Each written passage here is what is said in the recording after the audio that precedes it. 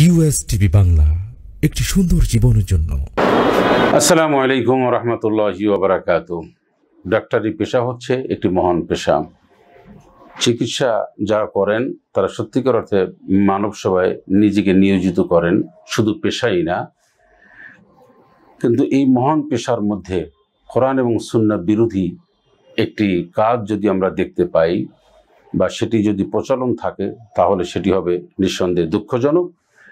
এবং একজন চিকিৎসক যে এই গুরুত্বপূর্ণ কাজটি করছেন, এই কাজটি শুধুমাত্র ওনার পেশা নয়, এই কাজটির মধ্যে রয়েছে অনেক সওয়াব, অনেক ফজিলত।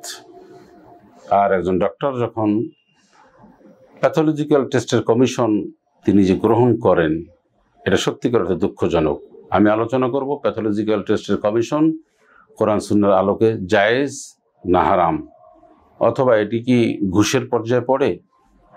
প্রথমত কথা হচ্ছে, একজন চিকিৎসক যখন তিনি চিকিৎসা দেন একজন রোগীকে, তখনই কিন্তু উনি অনেক সওয়াব অর্জন করতে পারেন বা করা সম্ভব, যদি ওনার নিয়ত থাকে যে আমি ওনার সেবা করব, ওনাকে সুস্থ করার জন্য আমার যা যা প্রয়োজন সেই বিদ্যা আমি এখানে ব্যয় করব। এবং উনি যদি একজন চিকিৎসক যদি রাসূল আকরাম সাল্লাল্লাহু আলাইহি সাল্লাম সেই হাদিসের চিন্তা চেতনা যদি মাথায় রাখেন এবং সেই আলোকে যদি কাজ করেন, তাহলে কিন্তু সওয়াব আরও খুব বেশি পান। রাসূলুল্লাহ সাল্লাল্লাহু আলাইহি ওয়াসাল্লাম তিনি রোগীদের সেবা করার জন্য, রোগীদেরকে দেখতে যাওয়ার জন্য তিনি নির্দেশ প্রদান করেছেন, উৎসাহ প্রদান করেছেন। এবং রাসূলুল্লাহ সাল্লাল্লাহু আলাইহি ওয়াসাল্লাম নিজে রোগী দেখতে যেতেন এবং তিনি রোগীদের কাছে গিয়ে হাত ধরে তিনি বলতেন লা বাসা তাহুরুন ইনশাআল্লাহ। আরও অনেক দোয়া পড়তেন। এবং হাদিস শরীফের মধ্যে আসে, যখন কোনো মানুষ সকাল অথবা সন্ধ্যায় রোগী দেখতে যায়, তখন এই পুরো সময় ধরে ফেরেশতারা, অসংখ্য ফেরেশতারা তার জন্য দোয়া করতে থাকেন। একজন পেশেন্ট বা রোগী যখন ডাক্তারের কাছে যান, তিনি যদি হাত ধরেন এই নিয়তে যে রাসূলুল্লাহ সাল্লাল্লাহু আলাইহি ওয়াসাল্লাম যে সুন্নাহ সেটি আমি আদায় করলাম, এতটুকু চিন্তা উনি একবার করলেই ওনার সওয়াব হবে। এবং উনি যদি চিন্তা করেন যে আমার কাছে একজন পেশেন্ট আসছে, একজন রোগী আসছে, আমি তাকে আমার সাধ্য অনুযায়ী চিকিৎসা দেব, তাহলে নিঃসন্দেহে ওনার পুরো কাজটি কিন্তু একটি সওয়াবে পরিণত হবে। এই চিকিৎসা যারা করেন তারা সত্যিকার অর্থে যদি এই সহি শুদ্ধ নিয়তের ভিত্তিতে কাজটি করেন, তাহলে গোটা জীবন ওনাদের এত সওয়াব আমলনামায় লেখা হবে, হয়তো একজন চিকিৎসক খুব সহজেই জান্নাতে যেতে পারবেন যদি শরীয়তের অন্যান্য দিকগুলি পালন করে এবং এই বিষয়টা যদি উনি মাথায় রাখেন। কিন্তু আমরা অত্যন্ত দুঃখের সাথে দেখতে পাই, লক্ষ্য করি, আমরা যখন একজন ডাক্তারের কাছে যাই, একজন রোগী যখন যান, ডাক্তার তাকে দেখেই অনেকগুলি টেস্ট করতে দেন। এই টেস্টগুলি যদি সত্যিকার অর্থে প্রয়োজন, তাহলে উনি দিতে পারেন। আর যদি কেউ এটা নিয়ত করে যে যত টেস্ট দেব তত কমিশন বা এর টাকা, এটা পার্সেন্টেজ আমি পাবো, তাহলে কিন্তু পুরো প্রক্রিয়াটা ওনার জন্য নাজায়েজ হলো।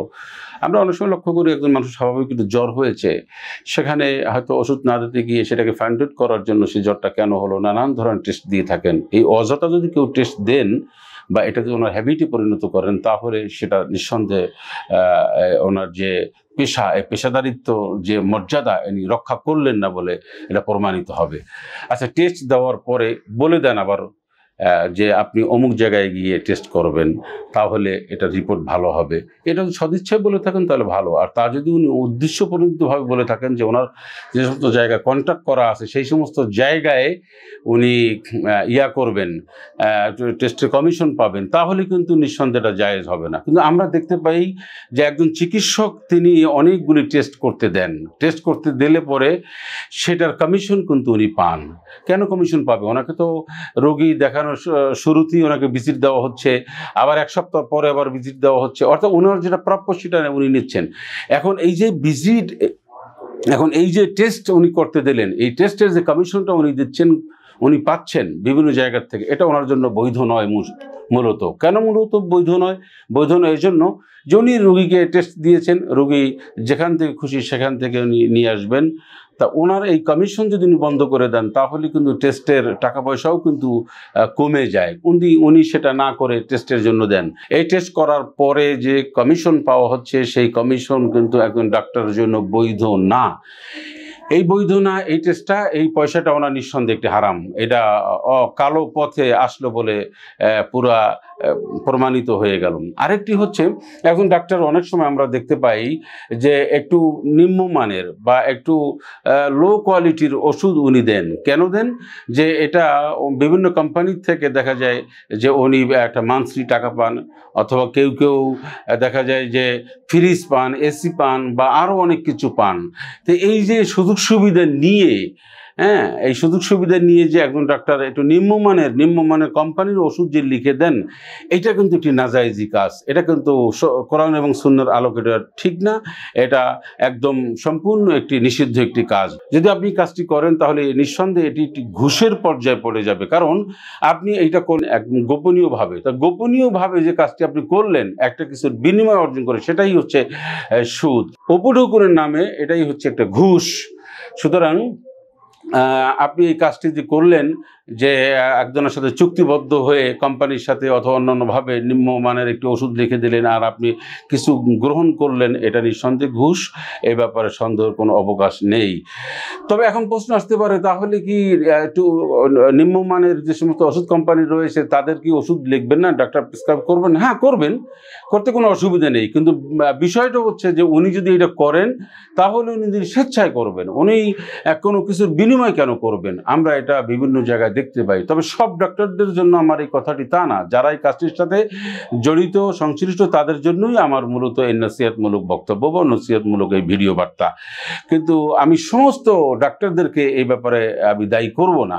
তবে যে সমস্ত ডাক্তাররা এই সমস্ত কোম্পানির কাছ থেকে ফ্রিজের মাধ্যমে, টাকার মাধ্যমে বিভিন্ন জায়গায় দেশ বিদেশে ভ্রমণের সুযোগ সুবিধা নিয়ে, তারপরে বাড়িতে এসি গিফট করে, এই বিভিন্ন গিফটের এই উপঢৌকন নামে যে ঘুষ, এটা একটু স্পষ্ট। এটা নিয়ে এই নিম্নমানের বা একটা ওষুধ উনি লিখে দেবেন, বেশি লিখবেন, সেইটার বিনিময়ে অনেক কিছু গ্রহণ করবেন, এটা কিন্তু জায়েজ নাই।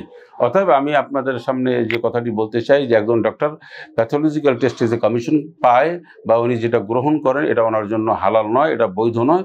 উনি অন্যান্যভাবে উপার্জন করতে পারেন। আলহামদুলিল্লাহ, একজন ডাক্তারের তো অনেক ইনকাম। তো আমরা কেন এই নিজের কাজের মধ্যে হারাম ঢুকাবো, হালালের মধ্যে কেন আমি হারাম ঢুকাবো? এটি কিন্তু আমাদের ডক্টর সমাজদের লক্ষ্য করা উচিত। আর আরেকটি হচ্ছে, আমরা কোনো অবস্থাতেই কোনো উৎকোচ অথবা উপঢৌকন, গিফট এর নামে পরিচিত হয়ে আপনি কোনো ধরনের কোনো একটা ওষুধ লিখতে পারেন না। হ্যাঁ, তবে সেটা যদি অনেক ভালো ওষুধও হয়, তারপরও সেই ওষুধটি আপনি বারবার লিখবেন এই বিনিময়ে যে আপনাকে এটাকে এখানে ইনফ্লুয়েন্স করা হয়েছে, এখানে কিছু উৎসাহ দেওয়া হয়েছে, এখানে আপনাকে কিছু টাকা পয়সা দেওয়া হয়েছে, বা কোনো এখানে কোনো স্বার্থ জড়িত। এই দৃষ্টিকোণেও কিন্তু আপনি এটা লিখতে পারেন না, এটা নীতি নৈতিকতার পর্যায়ে পড়ে না। আসুন, আমরা এই চিকিৎসা পদ্ধতি বা চিকিৎসা বিজ্ঞান বা চিকিৎসকদের যে এই যে বিরাট একটি তাদের যে খেদমত, এটাকে আমরা কুলুষিত মুক্ত রাখি, এটাকে আমরা ভেজাল মুক্ত রাখার চেষ্টা করি। দেওয়া এবং নেওয়া পুরো প্রকৃতিই হচ্ছে একটি ঘুষ। কারণ রাসূলুল্লাহ সাল্লাল্লাহু আলাইহি ওয়াসাল্লাম তিনি বলেছেন, আর রাশি আল মুরতাশি কিলাহুমা ফিন্নার, দাতা এবং গ্রহিতা উভয়ই জাহান্নামে যাবে। এই জন্য সমস্ত ডক্টর সমাজদের প্রতি উদারতা আহ্বান জানাচ্ছি যে এই জাতীয় কাজের সাথে যারা জড়িত তাদেরকে নসিহতের মাধ্যমে হোক বা প্রশাসনের মাধ্যমে হোক অথবা তাদেরকে বুঝিয়ে শুনিয়ে হোক, এই সমস্ত গর্হিত কাজ থেকে তাদেরকে যদি আমরা বিরত রাখতে পারি এবং তাদের কাজের মধ্যে যদি আমরা আরও উৎসাহ উদ্দীপনা দেখতে পাই এবং তারা যদি আন্তরিকতার সাথে রোগীদের সেবা দেন, তাহলে নিঃসন্দেহে কিন্তু তাদের সওয়াব হবে, ইহকাল এবং পরকাল কিন্তু সফল হবে। আল্লাহ আমাদের এই কথা বোঝার তৌফিক এনায়েত করুন, আমিন। আসসালামু আলাইকুম ওয়া রাহমাতুল্লাহি ওয়া বারাকাতুহু।